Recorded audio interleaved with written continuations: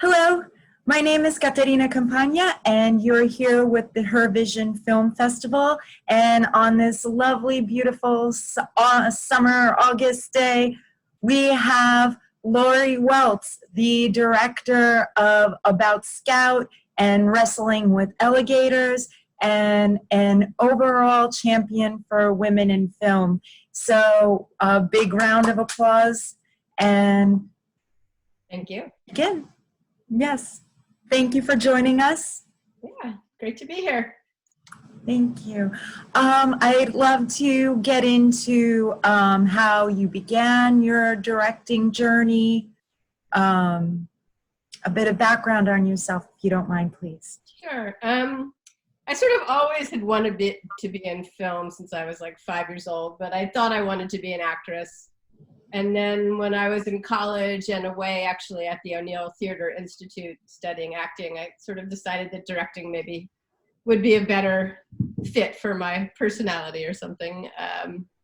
And so I went to NYU grad film school after college. I worked actually during college, during the summers, I worked one summer at PBS Channel 13 with some great directors. James Ivory was one of them.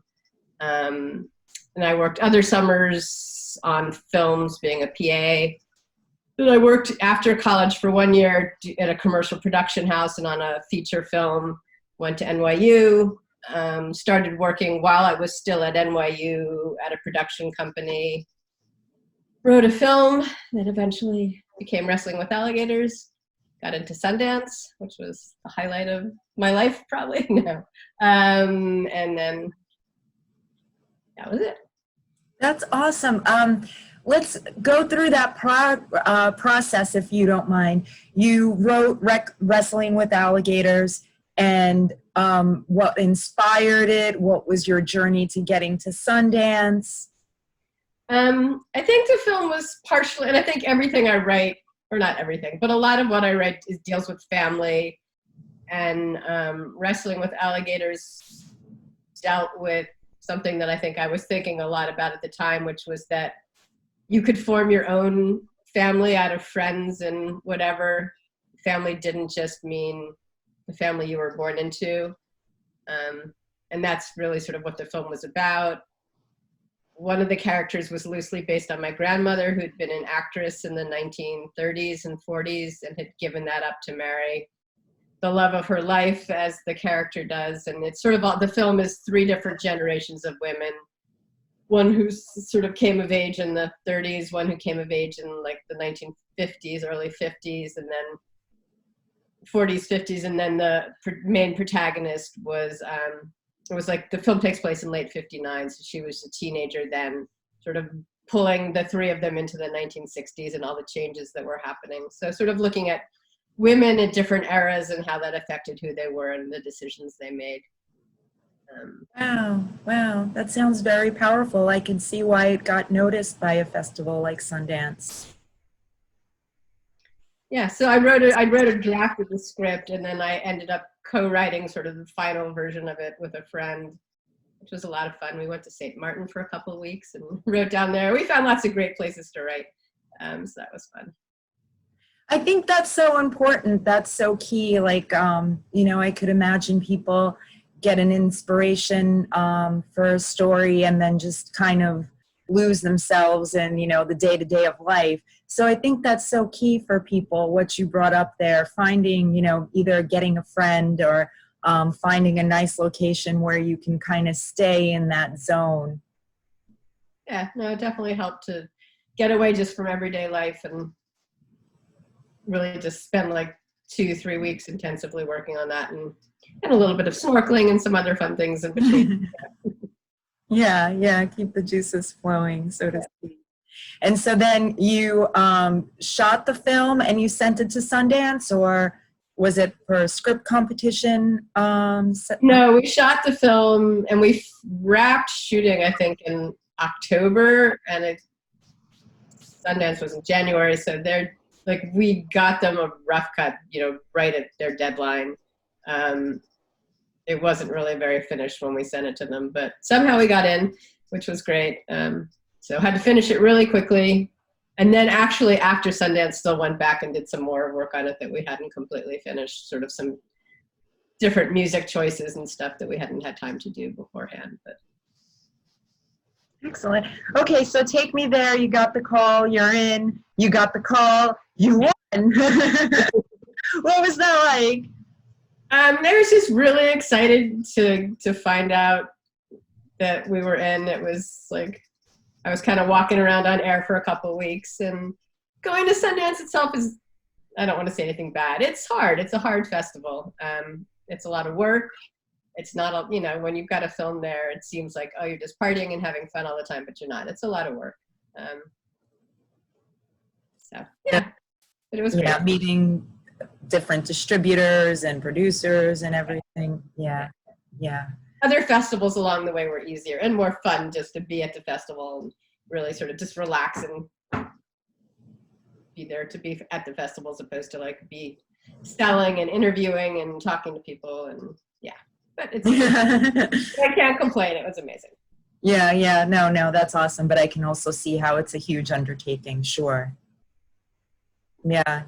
I've heard people say that they'd be well served, that if they do have a film in a festival such as Sundance or along those lines, that it's good to have an assistant with you.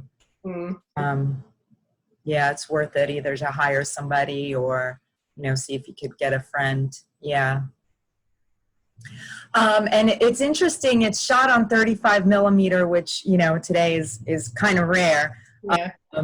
But I wonder your thoughts. Are you totally sold on digital, or do you prefer film? Do you see a difference in the quality? I just know tech people would love, some of your insight on this discussion. So, I love shooting on film. I think it's just got a quality that you can't capture quite the same digitally, though digitally has come a long, long way. And I think there's some beautiful movies being made digitally. My second film, we were hoping to shoot on film as well. And then for budgetary reasons, at the last minute, we sort of decided we couldn't, which was too bad. But, there are a lot of advantages to shooting digitally as well. You can move a lot faster. Setups are much easier. It doesn't take as much as 35 is really, each shot is like a commitment. And you don't just turn around as quickly. So yeah, it'd be great to be able to shoot on 35. I say, even if you shoot on 35, the editing digitally is, I used to edit on film when I was in film school, and it's like typing on a manual typewriter. Wow. Like you get your whole film together, and like the core would fall out, and you'd have a whole 400 feet of film on the ground that you had to like roll up and clean up, and that wasn't fun. So I don't miss editing on film, but shooting film's great.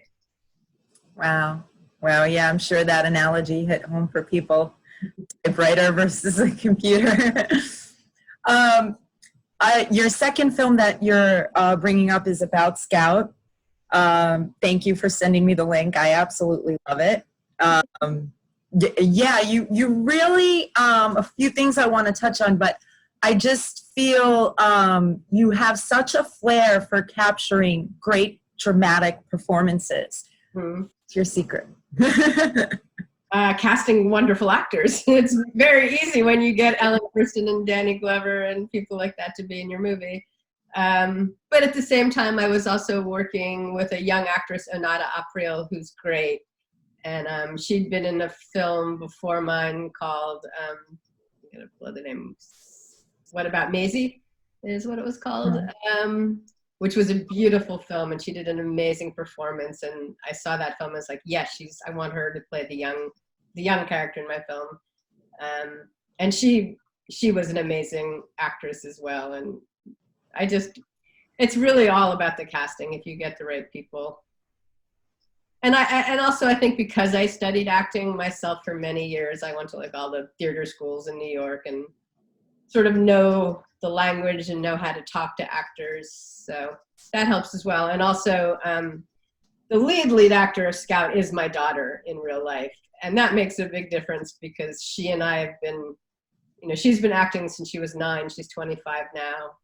But when she was younger, all her auditions, I would work with her on them. When she was on set, when she was younger, I always had to be there because she was underage, and I'd sort of be hiding away from the real director and whispering into her ear sort of what she could change. So we really have a shorthand working together. I don't need to tell her much, and she knows what I mean. So that was really helpful too. Right. Yeah, no, it's a wonderful story. What inspired it? If you could tell us a bit about it for people who haven't seen it and where they can see it. Sure. So my daughter and I wanted to do something together. She grew up in New York City and had been cast in a lot of parts that were sort of similar to her upbringing. Not all of them, but a lot of them sort of, young, usually from young daughter of someone who was doing something, usually sort of a somewhat upwardly mobile, like New York type family or something. And she just wanted to do something different, play something different. So we started looking at, a friend had recommended a film called Sundays in Sibel, which is a great French film, and suggested I try to remake that film, but I couldn't get the rights to remake that. But we looked at other films. The Professional had always been a film that we both loved. And so we were noticing Sundays in Sibel and The Professional are both about a younger girl's relationship with an older man, and they're kind of on the run. So we sort of took that as our starting point and wrote the story together for a big part of it. And then she had to sort of got busy with school and stuff. So I finished writing it on my own, and that's pretty much what inspired that film. That's wonderful. That's also a great point you bring up there is I feel, being comfortable with people. I think, sometimes people might get into a collaboration that's, maybe egos get involved or, I wrote that, you didn't write this, a lot of bickering. So I think that's, such a great lesson to learn, for all of us to really find your tribe, really find that, chemistry, that connection with someone, before jumping in to something. Yeah, no, it's hard. I mean, I've worked on other scripts with other people, one with someone I was really good friends with at the time, and they don't always work out as well. So it's hard to know ahead of time. I do think, not with my daughter, but with other people, it's always great to have an agreement on paper, a somewhat legal agreement on paper first, before you start writing with someone, even if you are best friends, because you never know what's going to happen and people can get weird. Especially, I think, if what you write turns out to be good, somehow I think that can make it trickier than is. Yeah, yeah, for sure. That is a great tip for everybody watching this. Yeah, get something on paper beforehand. No, definitely. Yeah. With experience comes knowledge. Yeah. Aside from being a great film, that's kind of how you and I hooked up, because your film was produced by someone you met through Inktip, right? That's one of festival giveaway prizes. If you'd like to discuss that relationship a little bit more, walk people through the process. Sure. I first got on Inktip, I think, a script I had written that had been optioned.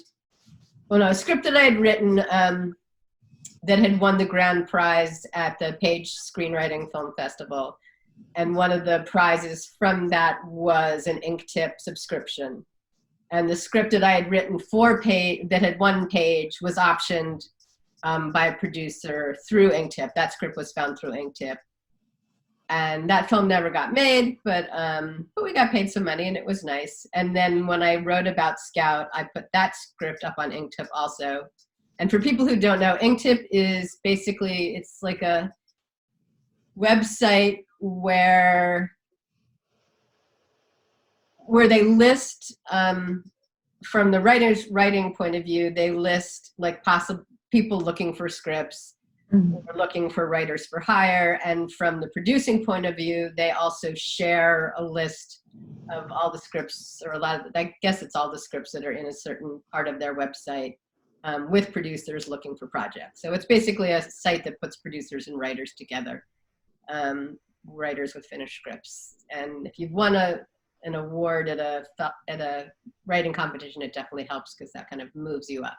So when I wrote About Scout, which was also a quarterfinalist in Page screenwriting contest, that one I think, and had won some other contests, I put that on Inktip as well. And the producer who I ended up working with found the project through Inktip and contacted me, and that's how we ended up working together.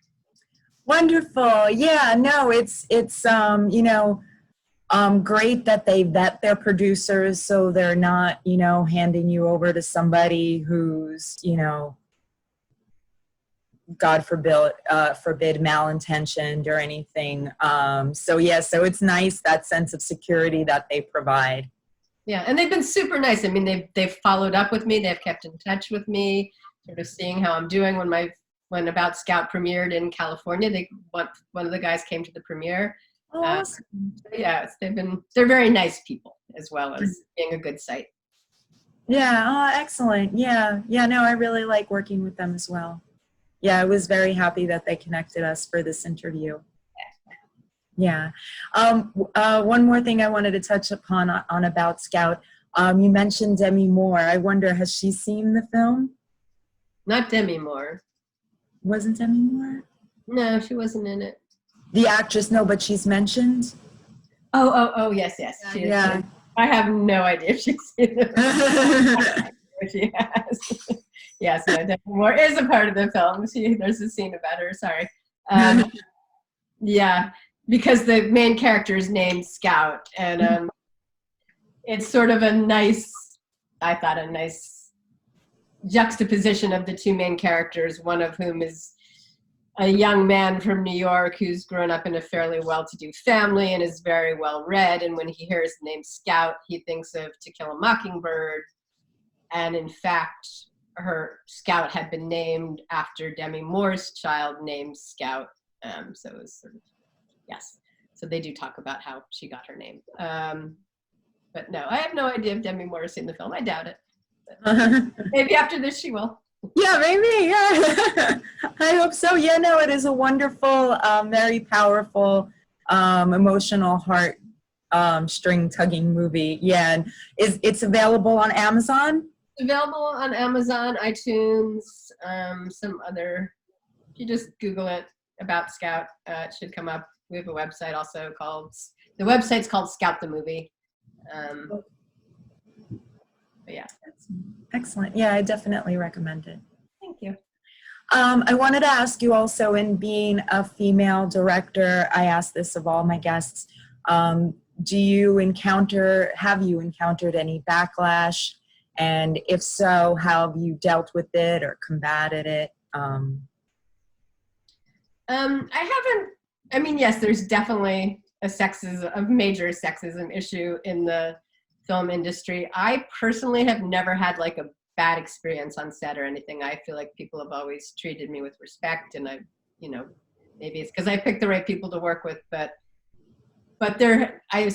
it's better now, I think, for women. When I was at Sundance in the late 1990s, there was sort of this unspoken but rather obvious rule that usually took most women 14 years from making their first film, even if it was a success, to making their second film. Wow. Which certainly was not true for men, and that was true for me. It was true for a lot of other women I know, all who made some great films. Some of them never made a second film, but were lucky enough to get television work and have been very successful through that. But definitely it was really hard to making a film didn't help your career particularly. You had to just keep proving yourself over and over again, and I don't think that's true for a lot of male directors. But I'm part of several organizations that work toward, like lobbying for women, trying to help women in any way they can to have more success. I volunteer with Film Fatales, which is an organization of over 500 feature film directors, and I do the festival programming side of it, where we help our members get their films to festivals, get them waivers and discounts, and get their films into the hands of the head programmers. I also was a part of the Women's Media Summit, which was a kind of think tank out of Provincetown Film Society, where some amazing women in the field got together and just did seminars and talked about ways that we could help move things forward for women.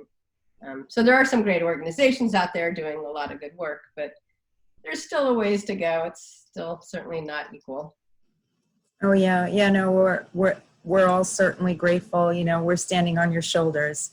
You know, I can imagine what that Sundance experience was like. I mean, I had a friend who's a male who went to Sundance recently, and he also described, you know, the intense atmosphere. So I could only imagine, you know, what was like to you, that was like for you back then. So Yeah. Very proud of you. But you know, just keep, I think the thing with women is the only way women get films made is by just doing it. You know, you got to do it yourself. You got to not give up. You got to keep trying. You got to keep pushing, because no one is going to do it for you. Yeah, definitely. Could we wrap up on what you're doing currently? Sure. I have what I hope will be my third feature. We're in development with that right now. Going out to some actors, trying to attach some people, and I also have a TV pilot that I'm shopping around, and thinking about writing something else, but kind of want to get those two projects a little further along into the world before I delve too deeply into something else. Yeah, yeah, no, I understand. I mean, I kind of want to ask you another question then.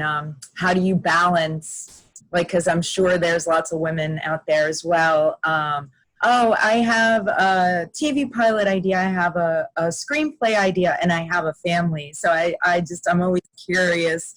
Yeah, if you could shed Yeah, well, I was a single mom for about 20 years or so with my daughter. Well, not that long, because when she was 18. But from the time she was 5 until she was 18, I was a single mom raising my daughter, as well as working. And also working other things just to make money too. So you got to find time to write. You got to find, you know, it's nice when they go to school. I know it's a problem right now for a lot of people, unfortunately. Hopefully it won't be forever, but yeah. Take advantage of their school time. And just, I'm amazed. I don't know. I have some friends, I don't know how they do it. I think they must write from like midnight to 5 a.m. Then they get their kids up, send their kids to school, then they work a job, I don't know how some of my friends do it. But when she was little, it was great. She was like, when I was actually finishing writing Wrestling with Alligators and getting it out in the world, she'd just been born. Wow. And she just was like in a little basket at my feet while I was writing. And and then she had a small part in the film too. She was like 3 by the time it got made, so that was her first acting role. Wow. Oh, that's excellent. Wow. Yeah, look, you've done it all. Yeah, I tried. You try and you succeed, and thank you for volunteering, for being here today, and for sharing your experiences. I'm sure it's going to hit home with lots of women. Great. Yeah. And good luck with your festival. The festival sounds wonderful. So. Thank you. Thank you so much. Yes, and I look forward to seeing more of your films. Great. Thanks. Thank you so much. Have a beautiful day.